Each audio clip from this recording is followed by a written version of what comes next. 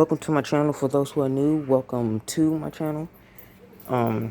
Today I'll be just doing a in-depth explanation of my bass fishing rod, my bait casting setup. So let's go ahead and dive into that. So I'm gonna break down my lure of choice first. What I use. I haven't caught a bass yet, but the area that I do fish at has tons of bass. So next fishing video that will come out, I will be using this lure and try to see if I could catch one. I will be doing a catch and cook on a bass. It's a spinner bait, weighted one. It's one of those Texas rigged setups where you have to twist it into the lure. It's a curly tail grub. Its action in water is actually very good. And the rod of choice is a bait casting rod from the brand called Torque. I'm not familiar with this brand. I don't really use that brand a lot. This is the only rod that I do have from the brand named Torque.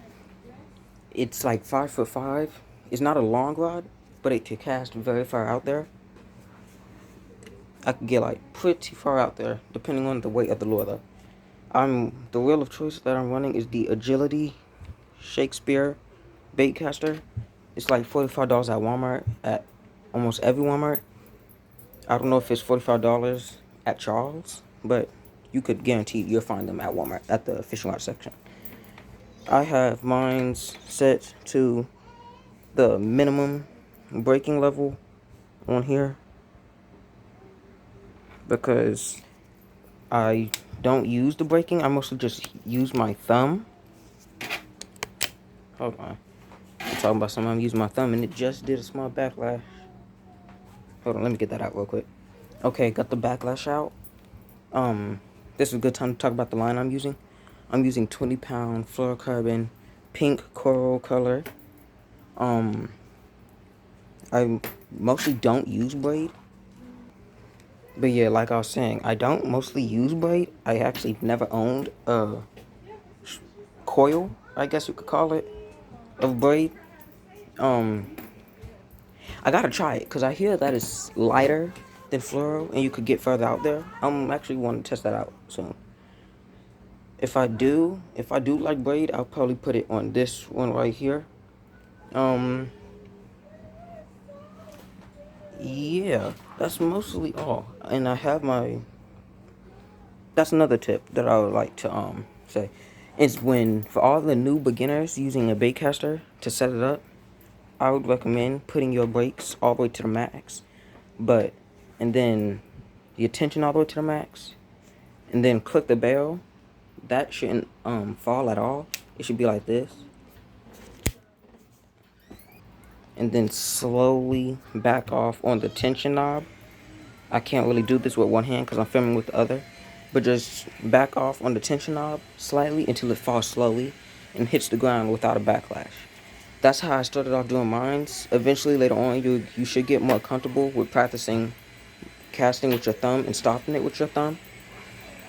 That's what I did to mines, and now I could cast comfortably without having my brakings turned all the way up to the max. I right now have them all the way up to the minimum. So I do not have no braking active on this.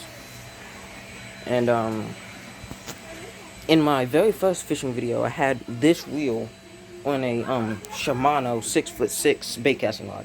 I switched that one out because I didn't like the handle on it. The handle wasn't like this. It was like a full cork handle. The reason why I don't like cork handles is because it feels weird when my hand gets wet to me. I like don't know what this texture is, but these type of handles more. That's just my preference. Y'all could have whatever type of preference y'all want over them. That's just the type of rod handles that I go for mostly. And that mostly is all.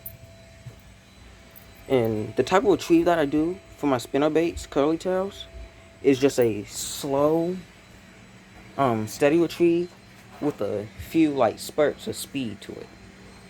I've gotten like plenty fish following this lure right here, but none of them committed. I think that's just because of the weather. Weather does play a big part in fishing as well. The knot that I have tied on it is just a regular uni knot, a regular standard uni knot. If I could show that. Hold on. Alright. I don't know why my camera's acting like this. But yeah, just a standard uni knot. Have my drag. That's one thing. Hold on. My string is crossed. Okay. The what was I saying? Oh, yeah, the drag, about the drag. On baitcasters, I would have my drag where I could go like this and pull drag pretty easily without like having to apply too much force. And I mostly just adjust my drag on the type of fish it is. For bass, I have my drag lightly, but like if the fish is like, so say for instance aggressive and is pulling drag a lot, once I set the hook, I will hurry up and go to the drag star and turn it up a small bit, not to the point where the string can't move at all, because at that point you could risk a break off. Excuse me, and you don't want to lose the fish. So you want at least a little bit of give always in the line, so that way the fish could put a little bit of drag.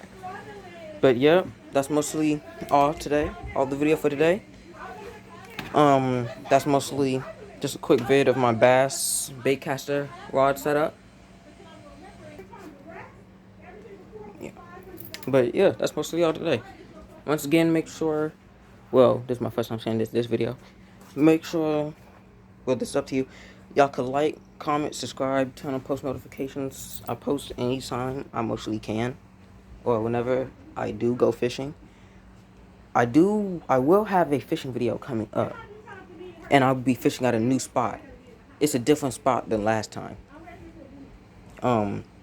At there, I actually caught 2 fish, actually. So, I caught 2 long-nosed gar. Originally, we was going to eat them, but we heard that they were, like, too hard to scale, too muscly and, like, too bony. So, we just, like, released them. Well, not released them. We kind of, like, dispatched them. And, like, just, like, fed them to local wildlife, I guess you could say. Because some animals ate it. So, yeah. I forgot to film that day, too. I was so mad. It's just so much stuff was going on. I didn't even have enough time to set up my tripod. I just have a regular tripod that's at the camera section from Walmart. It's not one of those fancy type ones. But yeah, that's all for today.